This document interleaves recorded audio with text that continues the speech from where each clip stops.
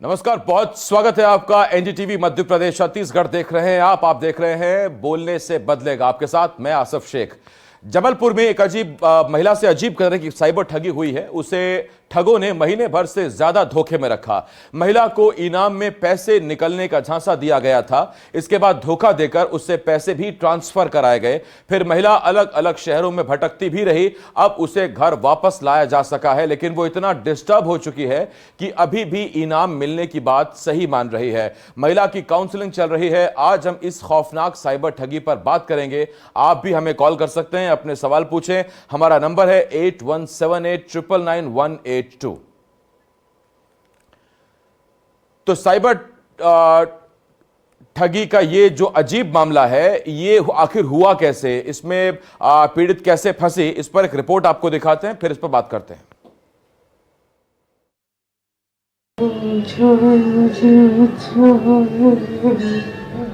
बचाओ मुझे, बचाओ मुझे, ऐसा ही कुछ कहती ये महिला खुद को संकट में दिखा रही है। ये बताने की कोशिश कर रही है कि उसका अपहरण हो गया है, लेकिन ऐसा कुछ भी नहीं हुआ है। महिला का वास्तव में अपहरण नहीं हुआ है। वो तो दरअसल किसी के हाथों की कठपुतली बनी हुई है। वो क्या कर रही है उसे खुद ही पता नहीं है। इस वीडियो की पूरी कहानी आपको बताएंगे, लेकिन पहले पूरी कहानी सिलसिलेवार तरीके से समझिए। वो ठगों की जाल में फंस गई। पैसों के लालच में पैसे लुटाती रही। घर छोड़ दिया, महीनों भटकी, शहर दर शहर खाक छाने, पैसे गवाए, सुख चैन छिन गया। अब वो घर में है, लेकिन उसे खुद की गलती का होश नहीं है। उसकी काउंसलिंग चल रही है। साइबर ठगी की ये कहानी चौंकाने वाली है, बहुत परेशान करने वाली है।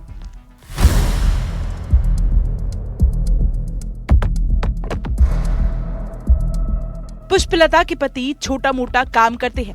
उसके 2 बच्चे हैं। कुछ महीनों पहले उसे विदेशी वीपीएन नंबर से एक फोन आया। उसे बताया गया कि उसने सोना, हीरा और 10 लाख रुपए की लॉटरी जीती है, लेकिन इस इनाम को पाने के लिए पहले ऑनलाइन कुछ पैसे जमा करने होंगे। फिर ठग महिला से नियमित तौर पर संपर्क करने लगे। कुछ समय बाद ठगों ने नया नाटक रचा। कहा कि जो व्यक्ति लॉटरी का इनाम लेकर आ रहा था, पुलिस ने उसे पकड़ लिया है। महिला का आधार कार्ड भी उसके पास है, लिहाजा अब वह भी गिरफ्तार हो सकती है। डर और लालच के बीच फंसी महिला ने 4 लाख रुपए ऑनलाइन भेज दिए। जब घर वालों को इतने बड़े ट्रांजैक्शन की जानकारी हुई तो उन्होंने महिला से सवाल किए, लेकिन महिला का अब तक पूरी तरह से ब्रेन वॉश हो चुका था।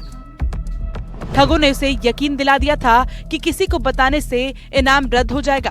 23 अप्रैल को महिला मायके गई और 26 अप्रैल को बरगी जाने को कहकर निकली, लेकिन फिर लापता हो गई। 4 मई को गुमशुदगी दर्ज कराई गई। अब सर ये तो मालूम नहीं है, ये पैसे का वो कर रही थी कि पैसा चाहिए। तो हमने कहा कि भैया क्या दिक्कत है, काय के लिए पैसा चाहिए है? तो बोले नहीं, किसी साथ वाली को देना है। इतनी बात थी। और फिर हमने उसको पूछा भी कि भैया ऐसी कौन सी ज़रूरत है, साथ वाली भी है, तो इतना ऐसा क्या है कि तुम सबसे पैसा मांगा के दे रही, 10-20 हज़ार की मदद कर दो इसके बाद। तो बोले नहीं, साथ वाली को बहुत ज़रूरत है, इसलिए हम दे रहे हैं। बस इतनी बात थी जी। हाँ, हमने कहा था उसको, जब वो पैसे हमसे तो नहीं मांग पाई, लेकिन आजू बाजू वालों से जब हमने सुना तो हमने उसको सावधान किया। कितने पैसे उसने इस तरीके से? अब ये तो जानकारी मुझे बिल्कुल नहीं है कि उसने कितना पैसा लॉस करी, कितना क्या करी, लेकिन जब वो यहाँ वहाँ से पैसे मंगा रही थी, किसी से 10, किसी से 5, किसी से 50, जो जैसा था उसके हिसाब से वो उनसे पैसे मंगाती रही। ठगों की बात में आकर महिला जबलपुर से मुंबई, फिर सूरत और अंततः दिल्ली तक भटकती रही। वह रेलवे स्टेशनों पर रात बिताती, लंगर या निशुल्क भोजन खाती और जहां संभव हुआ वहां काम कर ठगों को और पैसे भेजती रही। हद तो तब हो गई जब ठगों ने उसे खुद का अपहरण करने का नाटक रचने के लिए कहा। उसने रोते हुए एक वीडियो बनाया और भेजा। ठगों ने 1 जून को उसके पति को ये वीडियो भेजकर 2 लाख रुपए की फिरौती मांगी। रुपए न देने पर उसके शव के टुकड़े कर जंगल में फेंकने की धमकी दी गई। मार्च में उनके पास मैसेज आया था व्हाट्सएप में, जिसमें उनसे बात हुई थी कि हम तुम्हें हीरे का हार और कुछ पैसे देंगे, आप हमें 5 लाख रुपए फ़ोन पे कर दो। तो उन्होंने किया था। उसके बाद पैसे दे रही थी वो, थोड़ा थोड़ा करके पैसे दे रही थी।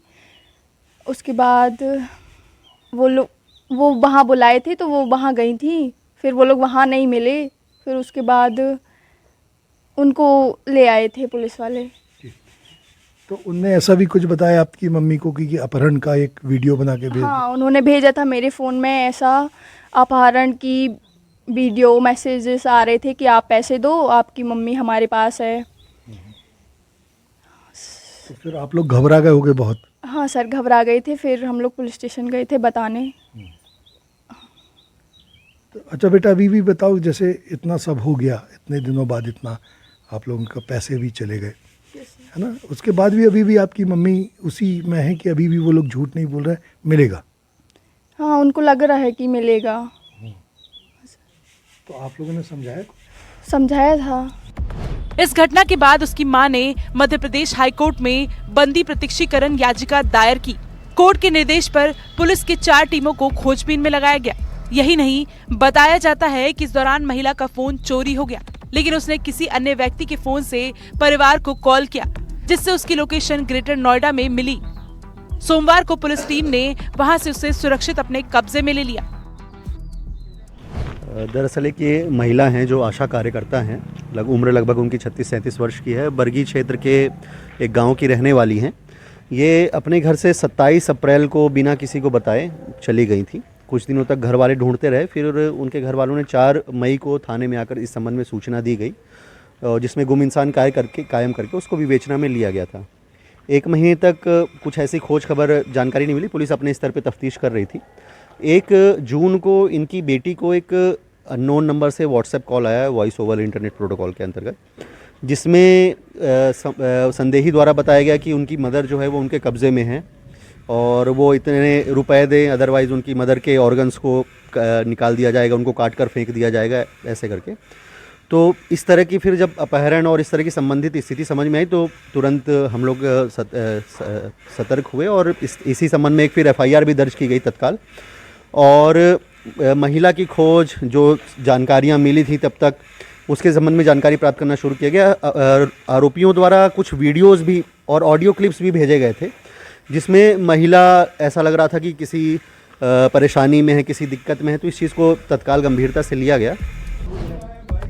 हालांकि महिला का मानसिक स्थिति अब भी प्रभावित है, उसे चक्कर आ रहे हैं, शरीर कांपता है, उसे आज भी लगता है कि ठग इनाम देंगे और वे निर्दोष है। पुलिस ने उसकी काउंसलिंग शुरू कर दी है।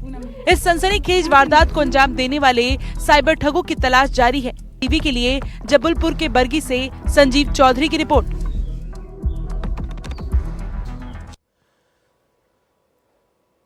और हमारे साथ एक खास पैनल जुड़ रहा है, उनसे हम जानने की कोशिश करेंगे कि आखिर ऐसी स्थिति बन कैसे गई।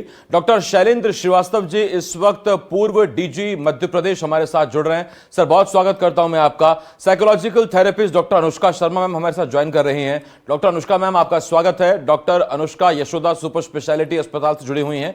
इसके अलावा साइबर सिक्योरिटी एक्सपर्ट कनिष्क गौर जी हमारे साथ जुड़ रहे हैं। कनिष्क जी, आपका भी स्वागत है। और एडवोकेट साइबर क्राइम खुशबू जैन मैम भी हमें ज्वाइन करें। खुशबू जी, आपका भी बहुत बहुत स्वागत करता हूं। लेकिन सबसे पहले जरा ये साइकी समझने की कोशिश करते हैं। हमारे साथ डॉक्टर अनुष्का शर्मा जी हैं।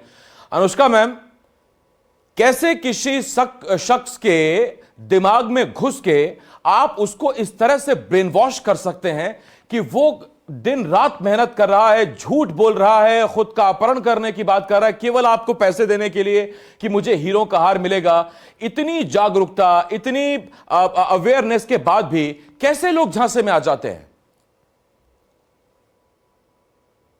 तो यहाँ पे इमोशनल मैनिपुलेशन एक बहुत बड़ा रोल प्ले करता है।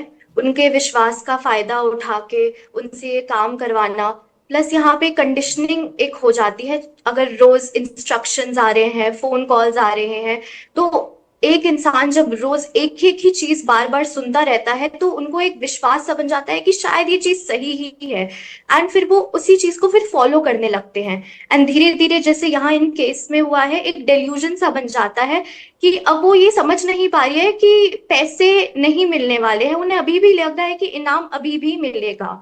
तो वो उनके दिमाग में एक डेल्यूजन सा बन चुका है, और ये जनरली एक ट्रॉमा या मैनिपुलेशन के बाद होता है। अनुष्का मैम, मैं आपसे जानना चाहता हूं कि क्या अगर पहले से कोई इस तरह की हिस्ट्री रही हो कि आप दिमागी तौर पर कमजोर हैं, तो आपको शायद आप ज़रा वनरेबल हैं इन चीज़ों को लेकर, आप ज़्यादा सॉफ्ट टारगेट हैं, या फिर जो बातें कही जाती हैं या जिस तरह से आपको अपने झांसे में लेने की कोशिश की जाती है, उसमें कुछ हिप्नोटिज्म, कुछ इस तरह की टेक्निक्स का इस्तेमाल किया जाता है कि भोली भाली महिलाएं, अमूमन महिलाओं का ही जिक्र कर रहा हूं क्योंकि केसेस हमने देखे हैं और इस मामले में भी एक महिला ही फंसी है। हाँ जी सर, ये जरूर है कि अगर पहले कोई ऐसा केस रह चुका है या पर्सन खुद इतना इमोशनली प्लस मेंटली वल्नरेबल है तो उनके चांसेस और बढ़ जाते हैं इस तरह के ट्रैप में फंसने के। प्लस जिस तरह कि ये क्रिमिनल्स थग्स जो होते हैं, इनके अंदर anti social and narcissistic tendencies और मिलती है, तो ये बहुत ही चार्मिंग, बहुत ही अच्छे स्वभाव के आपको दिखेंगे और धीरे धीरे करके आपको कब अपने जाल में फंसा लेंगे ये पता भी नहीं चलेगा। देखिए, इतिहास गवाह है, ज्यादा मीठी चीजें हमेशा से आपकी सेहत और आर्थिक सेहत दोनों के लिए हमेशा नुकसानदायक रही हैं। ये आप आज बात गांठ मार लीजिए। डॉक्टर शैलेंद्र श्रीवास्तव सर मेरे साथ हैं, लंबा तजुर्बा है उन्हें। शैलेंद्र सर, अगर पैसा कमाना इतना आसान होता तो आज मैं घर छोड़कर यहां एंकरिंग नहीं कर रहा होता, आपने यूपीएससी नहीं निकाला होता, आप पुलिस ऑफिसर नहीं होते, खुशबू मैम ने इतनी पढ़ाई नहीं की होती, अनुष्का मैम ने इतनी पढ़ाई नहीं की होती, एक कॉल लगाते, हीरो का हार मिलता, मौज मारते। सर क्या दिक्कत थी?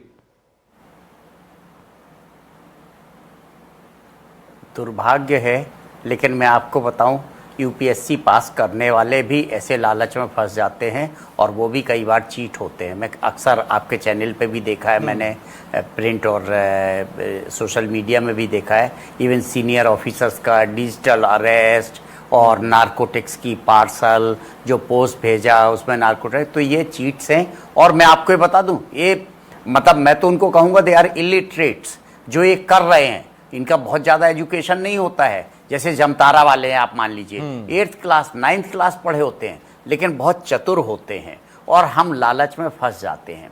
बचपन से हर माँ बाप अपने बच्चों को सिखाते हैं लालच बुरी बला है, लेकिन हम लालच में फंस जाते हैं। मैं कई लोग को जानता हूँ, सीनियर ऑफिसर्स को जानता हूँ, जिनके पास ईमेल आया कि आपको लॉटरी मिली है 40 लाख की, तो आप उसके हमें प्रोसेसिंग चार्ज दीजिए। अरे जब 40 लाख दे ही रहे हो तो फिर आप प्रोसेसिंग चार्ज 2 गुना काट लो, हमसे 40,000 क्यों मांग रहे हो? लेकिन हमारा लालच में हम फंस जाते हैं। इसका कोई नहीं है, केवल कॉमन सेंस इसका है।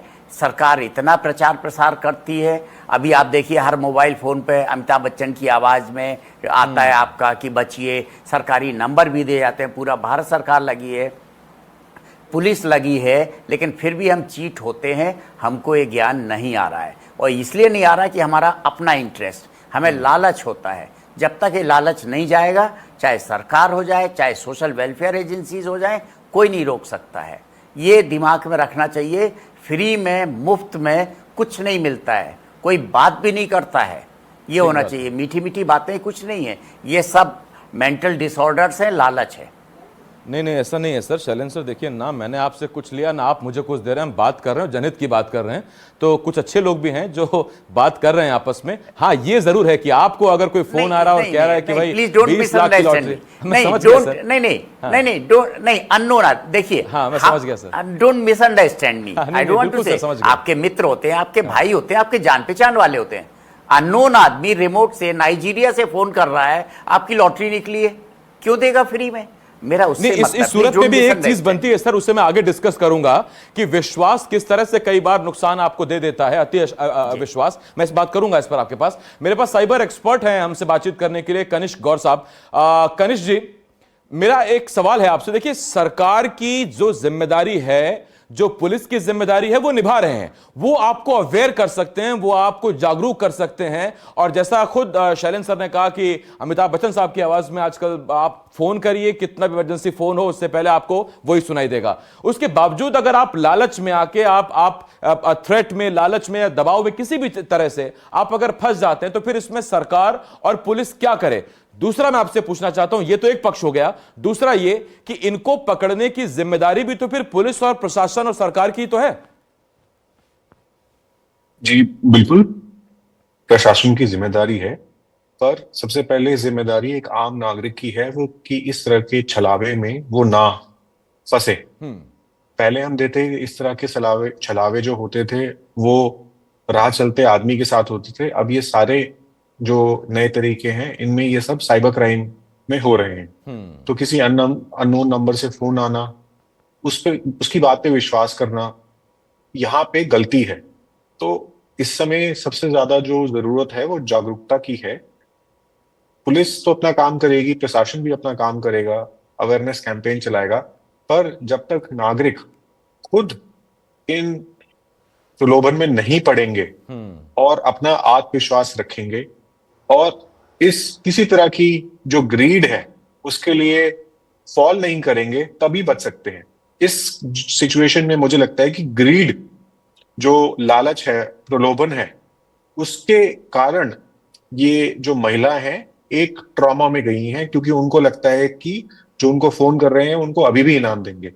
तो इस टाइप के सिचुएशन में मुझे लगता है एक टाइप का साइकोलॉजिकल डिसऑर्डर भी है जो उनके साथ हुआ है। और नॉर्मली जो साइबर फ्रॉड के से उत्पीड़न होती है जिन लोगों की, उनके साथ एक post mental stress disorder, post mental trauma रहता है, जिसके कारण वो इन मामलों में फंस जाते हैं और वो कोशिश करते हैं कि किसी ना किसी तरह से उनको ये इनाम या जो भी उनको लालच या प्रलोभन दिया गया है वो मिल पाए। ठीक, कनिष्ठ सर, मैं आपके पास लौट रहा हूं। मेरे साथ क्योंकि खुशबू मैडम है, जरा मैं इसे एक लीगल एंगल से भी समझने की कोशिश करता हूं। खुशबू मैम, देखिए, ना बातचीत से ना तस्वीरों से कोर्ट चलता है, एविडेंस से। एविडेंस आपको चाहिए होते हैं और इस केस में खुशबू मैम दिक्कत यह है कि एविडेंस की ही दिक्कत रहती है। आप कैसे प्रूव करेंगे किस नंबर से कॉल आया था? वो डार्क वेब से कॉल होगा, वो आपकी किसी कॉलर आईडी से नहीं होगा, आप उसे पहचान नहीं सकते। आपने पैसे जिस अकाउंट को ट्रांजैक्ट किए, पता लगा वो म्यूल अकाउंट है, वो भी किसी को ठगा गया है, 5% 2% के लालच में उसका अकाउंट ले लिया। कितना मुश्किल हो जाता है ये आप लोगों के लिए भी, जब आपको किसी पीड़ित का केस लड़ना पड़े, सबूत जुटाने पड़े, कितना मुश्किल होता है आपके लिए? जी बिल्कुल, आपने एकदम सही चीज पकड़ी है कि ये जो पूरी चीज है, जागरूकता और लालच और इन सब की अवेयरनेस के बाद भी जब ये क्राइम्स हो जाते हैं तो प्रॉब्लम यहाँ आती है कि अगर हमारे पास लॉज जो है वो भी बकायदा हमारे पास लॉज है तो उनको इम्प्लीमेंट करने में बहुत तकलीफ होती है। पहला इम्प्लीमेंटेशन का प्रॉब्लम होता है इन्वेस्टिगेशन में, और दूसरा होता है कोर्ट में इस चीज के सबूत को पेश करने में, और वहां पे बहुत बड़ा चैलेंज होने लगा है। बिकॉज जो आपने सही चीज पकड़ी कि वीपीएन का इस्तेमाल होने लगा है, बहुत सारे म्यूल अकाउंट्स खोलने लगे हैं लोग। तो अगर पकड़े भी जाए, तो अगर मैं स्टेप बाय स्टेप लूं, एविडेंस की बात करूं, तो पहला स्टेप होता है कि कौन से नंबर से आपको फोन आया, तो उस फोन नंबर को पकड़े। दूसरा होता है कौन से अकाउंट में आपने पैसे ट्रांसफर करे, तो जिसका वो अकाउंट है वो क्रिमिनल है।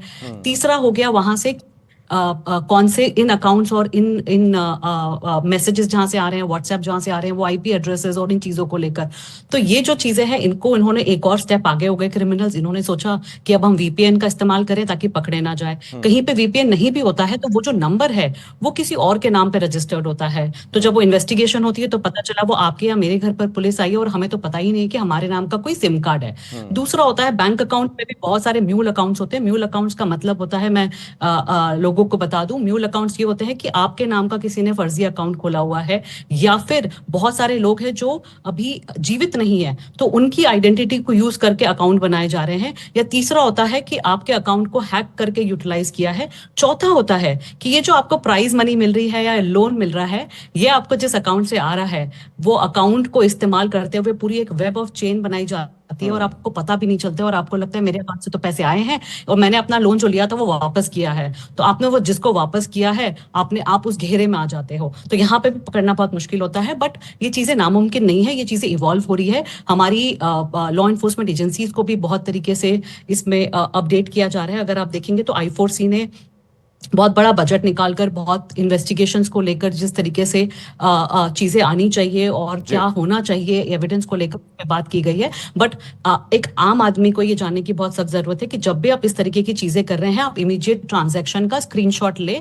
आप वो जो URL है उसको भी सेव करके रखें, आप इन चैट्स को डिलीट ना करें, आप इनको भी सेव करके रखें।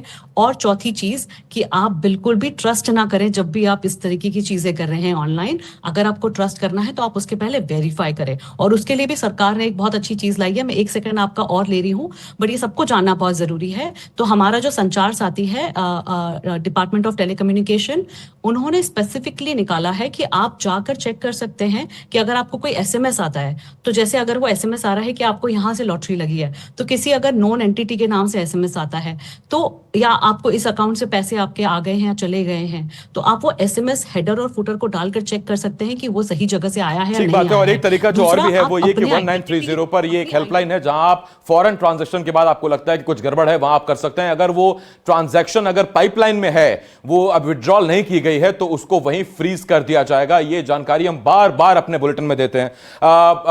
मैं जरा अब सीधा अनुष्का मैम के पास जा रहा हूं। अनुष्का मैम, बहुत जल्दी मैं आपसे पूछूंगा, देखिए ये समझ में आता है कि महिला ने पैसे गवाए और उसके बाद महिला को गिल्ट फैक्टर आया कि मैंने अपनी गाड़ी कमाई, अपने पति की गाड़ी कमाई गवा दी, लेकिन अभी भी ये सोचना कि मेरा पैसा वापस आएगा, इतना ज्यादा तो शायद वो करण अर्जुन में मां को भी भरोसा नहीं होगा कि मेरे बेटे वापस आएंगे, जितना इन महिला को लगा कि नहीं अभी भी उनका पैसा वापस आएगा, उनको इनाम मिलेगा, हीरो का हार मिलेगा। इतनी ज्यादा ब्रेन वॉशिंग कैसे?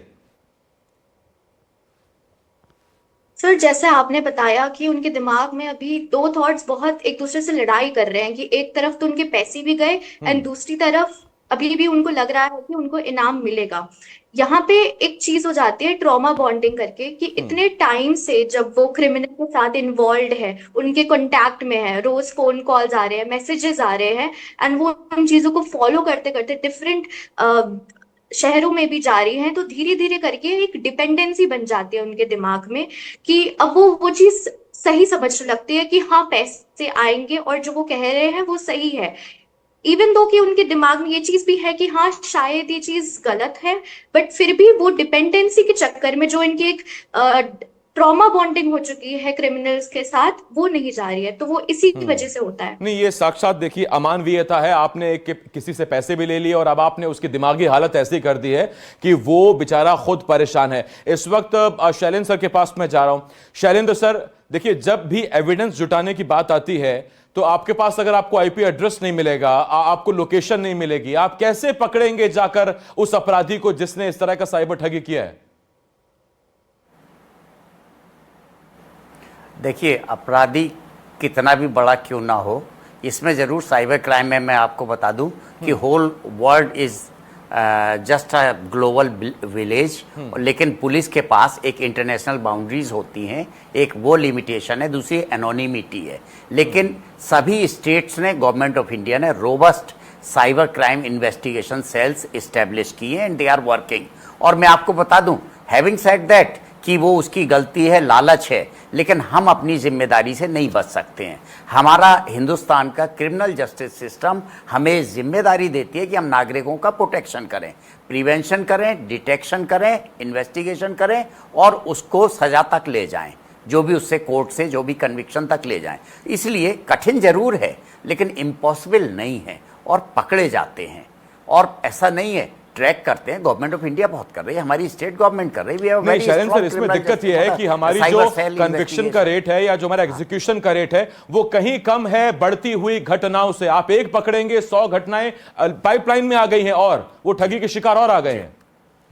जी जी, एकदम सही कह रहे हैं आप। इसमें केवल हम अपनी तरफ से एक गलती बताएंगे जो हमारी होती है कि हम इन्वेस्टिगेशन के टूल्स एंड टेक्निक्स को आपके चैनल पे या दूसरी जगह शेयर कर लेते हैं। जैसे आपने कहा कि ये पकड़े गए, तो अब वो बताते हैं डिटेल्स में कैसे पकड़े गए, कैसे क्या हुआ। वो चीज़ नहीं बताना चाहिए। इन्वेस्टिगेशन पब्लिक डोमेन में नहीं आना चाहिए। उससे हम सुधरें या ना सुधरें, लेकिन क्रिमिनल्स अपने को अपग्रेड करते हैं, दे कीप वॉचिंग। इसलिए हमको केवल एक ही कमी मुझे लगती है कि हम किस तरीके से अपराधी तक पहुंचे, वो हमें पब्लिक डोमेन में नहीं लाना चाहिए। बाकी पकड़े तो जाएंगे। और मैं चाहूंगा कि आप ऐसी कोई इंफॉर्मेशन हमें बताएं भी ना कि हमारे जरिए से वो पता लगा हमारे दर्शक जागरूक हो ना हो, लेकिन वो अपराधी जागरूक हो जाएं और वो कोई नया तरीका और खोजने लगे। लेकिन हाँ, इतना जरूर है कि देखिए मेरे पास एक फोन कल ही आया, उसमें मुझे कहा गया कि आपका क्रेडिट कार्ड एक्सपायर हो रहा है, मैं बैंक का नाम नहीं लूंगा, और उन्होंने कहा कि आप बैंक जाएंगे परेशान होंगे, आप एक काम कीजिए, हम आपका क्रेडिट कार्ड नया कर देते हैं। तो ये बड़ा लॉजिकल सा लगा मुझे, लेकिन बाद में मेरा दिमाग ठनका कि मैं ठीक है अपने बैंक चला जाऊंगा, वहीं से रिन्यू कराऊंगा, मैं आपसे कोई ट्रांजैक्शन नहीं करने वाला या मैं आपको नहीं बताने वाला। तो इस तरह की चीजें छोटी मोटी इन बातों का अगर आप ख्याल रखेंगे तभी आप साइबर ठगी से बच पाएंगे, और पैसा आपका है, बड़ी मेहनत से आपने कमाया है, उसको इतनी आसानी से गंवाइए मत। ये हमारी आपसे अपील है। मैं बहुत धन्यवाद करता हूं कनिष्क जी, डॉक्टर शैलेंद्र सर आपका, डॉक्टर अनुष्का मैम आपका, और साथ साथ हमारे साथ खुशबू मैम जुड़ी हुई थी। मैम आपके बहुत बहुत धन्यवाद हमारे साथ जुड़ने के लिए। इनसे बचने का केवल एक ही तरीका है और वो है जागरूकता, जागरूकता, जागरूकता। लालच बुरी बला, हमारे पैनलिस्ट भी कह रहे थे, इसका ख्याल रखिएगा। छोटा सा ब्रेक है, बहुत जल्द लौट रहे हैं, कहीं मत जाइएगा। एनडीटीवी मध्य प्रदेश छत्तीसगढ़ पर खबरों का सिलसिला लगातार जारी है।